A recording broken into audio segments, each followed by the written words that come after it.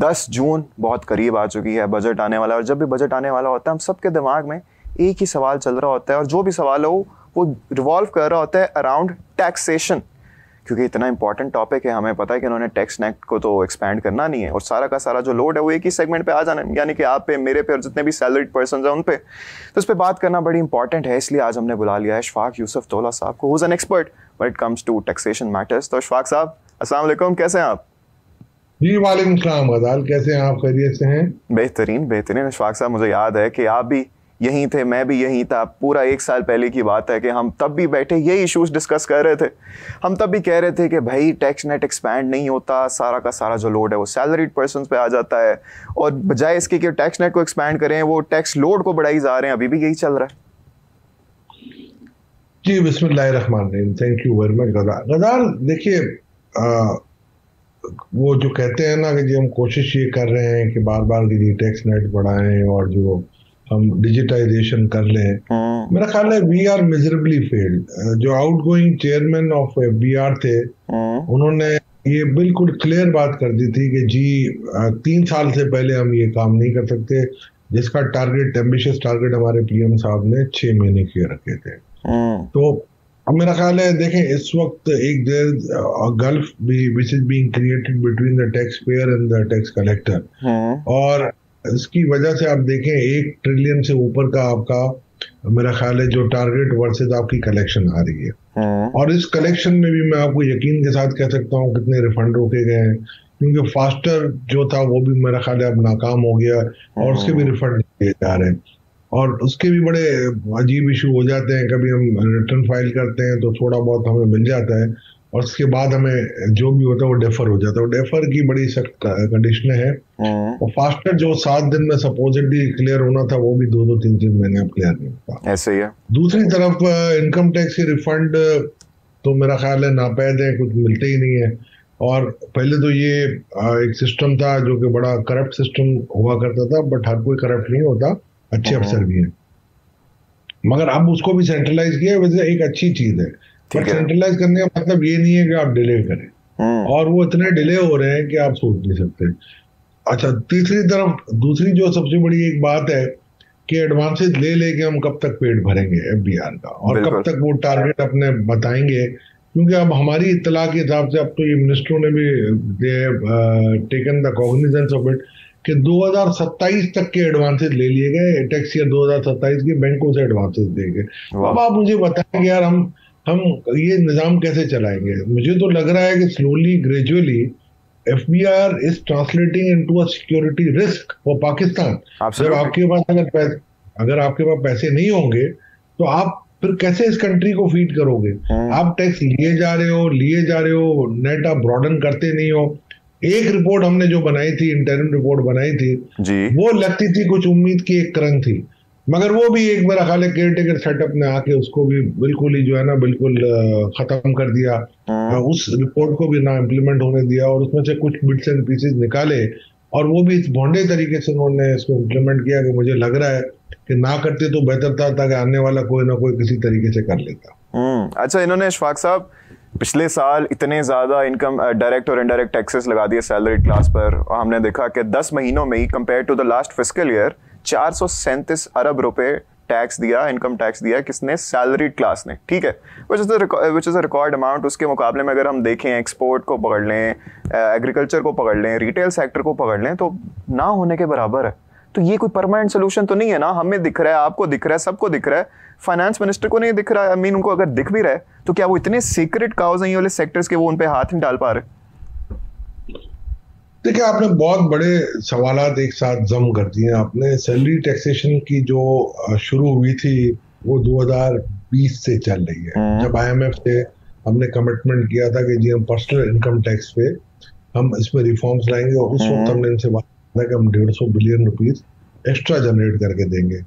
तो वो वादा वफा नहीं हुआ, आपको पता है। कमिटमेंट होने के बाद फिर हमने वो यू टर्न हमने लिया, और यू टर्न लेने के बाद जो फरवरी 22 में हुआ वो हम सबके सामने, बाद IMF के नॉट ट्रस्ट अस। तो वो अब उन्होंने जो भी इस्लाहात करनी थी खुद अपनी मौजूदगी में करवाई, और पैकेज का पार्ट बनाया IMF लोन। दूसरी बात, अब आ जाए एग्रीकल्चर पे टैक्स वो सूबों का जिम्मे में आता है, मगर फिर भी फेडरेशन से मैंने एक कंडीशन बना दी थी कि फेडरेशन को tax agriculture, not agriculture income, but indirectly आप मिनिमम एसेट टैक्स लगा दें, ताकि यानी कि फर्ज करें अगर मेरी इनकम, अगर फर्ज करें मैं इनकम टैक्स देता हूँ साल का 20 लाख रुपए और मेरे एसेट्स अगर 20 करोड़ रुपए के हैं तो ठीक है, मैं 1% दे रहा हूँ तो ठीक है, मगर अगर मेरी एसेट्स 1 अरब रुपए की हैं तो मुझे करोड़ देना है और मैं 20 लाख रुपए दे रहा हूँ, तो आप मेरे ऐसे का केस दे रहे हो। तीसरा आपने कहा मुझे रियल एस्टेट पे, रियल एस्टेट का एक ही हल है, आपको वैल्यूएशन ऊपर लानी पड़ेगी और आपको टैक्स रेट कम करने पड़ेंगे। ये 100 दुकानें खोलने का मकसद कोई भी नहीं है, फिर वही आ जाता है कि ये सूबाई मामला है कि कौमी मामला है। तो ये सारी चीजें आपको पहले एक मरतबा बैठ के क्लियर करनी पड़ेंगी। Last but not the least, दुकानदारों पे टैक्स की आपने बात की है, तो दुकानदारों पे टैक्स मैं लगवा चुका था और 270 अरब उस वक्त हमारी प्रोजेक्शन थी, जो कि एग्री कर चुके थे दुकानदार भी। बट उस वक्त हमारे जो टीम FBR थी उसमें भी कुछ नेगेटिव लोग थे जिन्होंने मेरा ख्याल है मिसलीड किया उस वक्त के फाइनेंस मिनिस्टर को भी, और उसकी वजह से मेरा ख्याल है हम नहीं लगा सके। वरना आज ये जो ताजिर दोस्त स्कीम जो बन गई, बाद में अवाम दुश्मन स्कीम बन गई, उसकी जरूरत ही नहीं थी आपको। और उसी में से हमारे कॉन्सेप्ट से कुछ कॉन्सेप्ट बोरो किए, कट मारे, पेस्ट मारे, नकल की, अकल नहीं थी। तो बगैर अकल की जब नकल की तो ये हालत हुई आपकी। बिल्कुल। अच्छा अशफाक साहब, मुझे बताएं, एक और चीज़ सुनने में आ रही है कि जो बैंक में हमारे पैसे पड़े होते हैं, डिपॉजिट्स होते हैं, सेविंग्स होते हैं, उन पर भी टैक्स लगने जा रहा है? नहीं, आई डोंट थिंक, ऐसी कोई बात नहीं है, ना मेरे इल्म में है। हो नहीं सकता ये, क्योंकि saving is always a tax paid money, तो टैक्स ऑन टैक्स नहीं हो सकता, ये आपके कॉन्स्टिट्यूशन में। तो मैं नहीं समझता, ये सिर्फ अखबारी तराशें, अभी nothing is final to the best of course. अच्छा, और मुझे बताएं कि इस पूरा साल हमने देखा कि बार बार औरंगजेब साहब ने ये इतराफ़ किया कि उनको पता लग रहा था कि भाई सैलरीड क्लास पे बड़ा जुल्म हो रहा है, तो अगले साल हम इसको बेहतर करेंगे। तो मुझे बताएं, इस साल बेहतर हो सकता है? और अगर हुआ भी तो अगर आप एक साइड से रिलीफ दे रहे हो तो आपको कहीं ना कहीं और से तो खींचना पड़ेगा। देखिए, रिलीफ की बात नहीं है, मेन ये है कि आप क्या कर सकते हैं। सबसे बड़ी बात ये है कि आप गजाल जो कर सकते हैं वो ये है कि आप रेट में कमी वाक़ई करते हैं या थ्रेशोल्ड बढ़ा रहे हैं। देखिए, आज एक प्रोफेशनल का 2 लाख रुपए में घर चलाना नामुमकिन है। एब्सोल्युटली। एक तो इन्फ्लेशन बहुत ज्यादा है, दूसरा आपके बच्चों की फीसें, किराए का घर, ग्रोसरीज, आप ट्रैवलिंग, आपकी मेडिकेशन, ये बहुत ज्यादा है। तो मैं ये समझता हूँ कि हमने जो प्रपोज किया है कि जो 2 लाख तक का जिसका मंथली इनकम है उससे आप भले रिटर्न ले लें, बट टैक्स मिनिमम रखें 200-500 हज़ार रुपए महीना से ज्यादा। देर आफ्टर आप जितने भी आपके जो हैं उसमें 5% कम कर दें, मैक्सिमम रेट 30 होना चाहिए। हाँ, अगर कोई करोड़ रुपए से ऊपर कमा रहा है तो उसको सरचार्ज आप ले लें। अगर 15 करोड़ से ऊपर जो थ्रेशोल्ड से ऊपर आता है उससे आप सुपर टैक्स ले लें, सब चीजें आप ले लें, मगर कम से कम बेसिक रिलीफ जरूर दें। अच्छा, इसके साथ साथ सब्सिडी कम करने की भी बातचीत चल रही है बिजली और गैस पे, तो इससे तो और ज़्यादा सीन ख़राब हो जाएगा जो हमारे सैलरीड तबका है उन पे और जो गरीब आवाम है।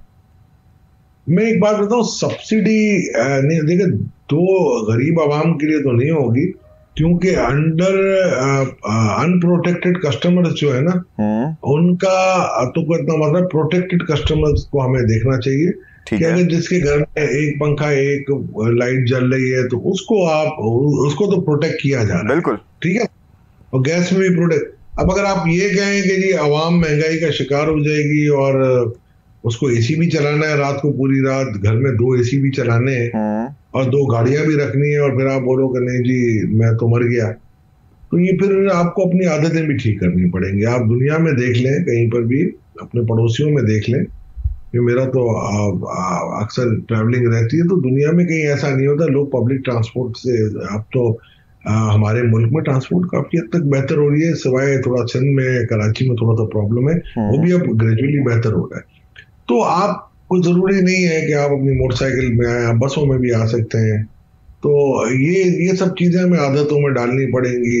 जैसे दो दो एसी लगे होते हैं, चल रहे होते हैं, आप एक एसी चला लें 2 घंटे के लिए। हम जब छोटे होते थे तो यही होता था कि एक एसी लगा होता था, सारा घर वही उसी रूम को यूज करता था, और 2-3 घंटे के बाद वो एसी बंद कर दिया जाता था, रूम ठंडा होता था। इस तरीके से आपको अपने आप के अपना जो है ना लाइफस्टाइल को भी चेंज करना। मेरे को एक कलेक्टिव एफर्ट की जरूरत है, सिर्फ लीडरशिप की जानिब से नहीं, हमारी पूरी सोसाइटी की। अच्छा, प्रपोजल्स की बात हो रही है कि नई नई तजावीज़ दी जा रही हैं, तो एक और तजवीज़ ऐसी एक हमारे सुनने में एक और आई थी कि जितने भी सार्फिन सोशल मीडिया से या फ्रीलांसिंग से पैसे कमाते हैं उन पर भी कोई इजाफी टैक्स लगने जा रहे हैं, तो इससे तो और ज़्यादा नुकसान नहीं होगा डिजिटल कम्युनिटी को अपनी? सार्फिन कहाँ से हो गए? वो तो बिजनेसमैन है यार। ओह सॉरी, आप मुझे, आई एम सॉरी टू से, द क्रिएटर्स नहीं क्रिएट बिल्कुल। आप मेरी बात, आपको सैलरी मिल रही है, आप टैक्स देते हो ना। मैं बिजनेस करता हूँ, मैं टैक्स देता हूँ, तो उनको भी टैक्स देना चाहिए, इसमें क्या बड़ी बात? बात तो ठीक है, लेकिन फिर आपको नहीं लगता कि अगर उधर करने जा रहे हो आप, तो आपको एक प्रॉपर एक अच्छा सिस्टम के थ्रू देना चाहिए? अगर उधर भी जाते साथ ही अच्छा खासा लोड बढ़ा दिया। देखिए, मैं सिर्फ एक बात कहता हूँ, चाहे एग्रीकल्चर हो, रियल एस्टेट हो, बिजनेस हो, सैलरी हो, कोई भी हो, जो कमाता है उस हिसाब से टैक्स दे दे। इसमें क्या, आप ये कैसे हो सकता है क्या वो क्या they are the son, we are the son of lesser god, कि मैं 49% टैक्स दूं, आप 45% टैक्स दें, और उनको कहें यार चलो कोई बात नहीं, तुम हमारे बड़े अच्छे बच्चे हो, तुमसे 10% लेंगे। क्यों भाई? I agree income is income. आप उससे भी वही टैक्स ले जो उनका बनता है। और अगर वो भागने की कोशिश करे, मैं तो एक बात बता रहा हूँ, अगर ये निजाम अगर थोड़ा सा सही कर दें, और ये हमारे जो यूएई के अंदर जो ये आईडीज ले लेते हैं, ये अभी हमने रेसिडेंस की डेफिनेशन में चेंजेस की बात की, 2 मिनट अगर लगेंगे इनको ठीक करने में। ये तो है। रेसिडेंस आईडी अगर आप ले रहे हैं, जैसे इंडिया कर रहा है कि जी आप उनसे ले लेते हैं 5 मिलियन दिरहम से ऊपर के जिनके भी एसेट्स हैं यूएई में, तो 2 मिनट में वो पकड़े जाएंगे। और इसके बाद आप रेसिडेंस की आप सबसे बड़ी बुराई की जो जड़ है ना हमारी, वो है डुअल नेशनैलिटी। I agree. आप एक नेशनैलिटी रखो। मैं देखता हूँ कि कौन जाके बाहर कमाता है, मैं देखता हूँ ना वहां पर किस तरीके से ये रहते हैं।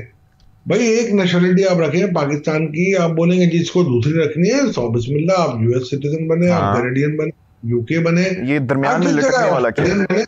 बट पाकिस्तान में फिर आप नहीं रहेंगे। फिर आप पाकिस्तान में अगर काम करेंगे तो आपको नॉन रेसिडेंट वाली बात नहीं मिलेगी आपको, कि यहाँ भी रेसिडेंट है, वहां भी आप नॉन रेसिडेंट है, यहाँ भी नॉन रेसिडेंट है, और आप बीच में घूर रहे, हवा में हमने अपने रिटर्न बनाए और nobody is bothered to check you. नहीं, आई एग्री। और उस पर वाकई अब डुअल नेशनलिटीज वालों से तो मेरे को खास थोड़ा इतना बनता नहीं है इसी वजह से। लेकिन अब मुझे बताएं एक और चीज, अगर आपका बनता हो तो भी आपको आवाज उठानी चाहिए नेशनल इंटरेस्ट में।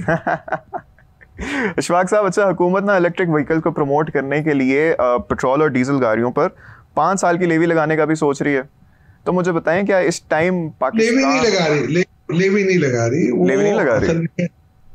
मुझे तो नहीं लग रहा लेवी लगाने की कोई ऐसी बात है। वो एक कार्बन टैक्स की बात हो रही थी कि जी आपकी पेट्रोलियम लेवी है वो 70 से 100 रुपए पे कर देंगे।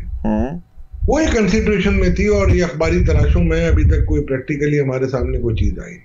ठीक है, आई मीन वो वाली बात भी तो आ जाती है ना, जब तक बजट एक्चुअल में प्रेजेंट नहीं हो जाता तब तक तो ये सारे कुछ हकीकत होगी कुछ नहीं होगी। लेकिन मुझे बताएं कि अब पाकिस्तान अभी एक ईवी पॉलिसी के लिए तैयार है?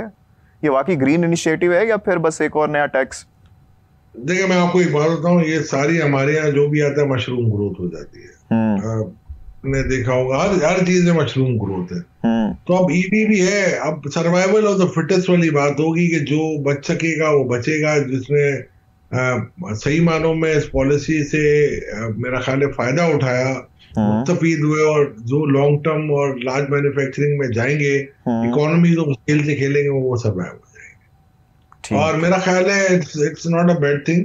मैं आपको एक छोटी सी मिसाल दे देता हूँ। अगर आप फर्ज करें एक गाड़ी को चार्ज करते हैं, मेरा ख्याल है कोई 3-4 घंटे में अगर वो चार्ज होती है तो वो 3000 रुपए की चार्जिंग पड़ती है, वो 400 किलोमीटर देती है। और अगर आप नॉर्मल उसी से अगर आप 400 किलोमीटर अगर 10 किलोमीटर भी एक गाड़ी चलती है तो वो 40 लीटर पेट्रोल लेगी। 40 लीटर पेट्रोल आपका 10,000 रुपए से ऊपर चला जाता है। बिल्कुल ऐसे तो तो फर्क तो बहुत है, और आपकी फ्यूचर सेविंग भी बहुत है। और इलेक्ट्रिसिटी आपके पास वैसे ही एक्सेस पड़ी हुई है, अल्हम्दुलिल्लाह। आपने आईपीपी के इतने जबरदस्त मुआहदे किए हैं। वाह, बहुत ज्यादा। वो अच्छा अशफाक साहब, बस जाते जाते मेरा आखिरी सवाल आपसे यही है, क्योंकि हमें जो ज़्यादातर लोग देखते हैं वो मिडिल क्लास तबके से बिलोंग करते हैं, तो मुझे बताएं कि मिडिल क्लास के लिए इस बजट में कोई कुछ किसी भी किस्म का रिलीफ होने वाला है? कुछ एक्सपेक्ट कर सकते हैं हम? देखिए, पेवस्तार शजर से उम्मीदें बाहर रख, मगर एक सवाल ये आता है कि व्हाट सॉर्ट ऑफ आप बताएंगे तो मुझे, मैं कुछ आपको बता सकता हूँ। देखिए, बिजली की नर्ख का इस बजट से कोई ताल्लुक नहीं होगा, ठीक है।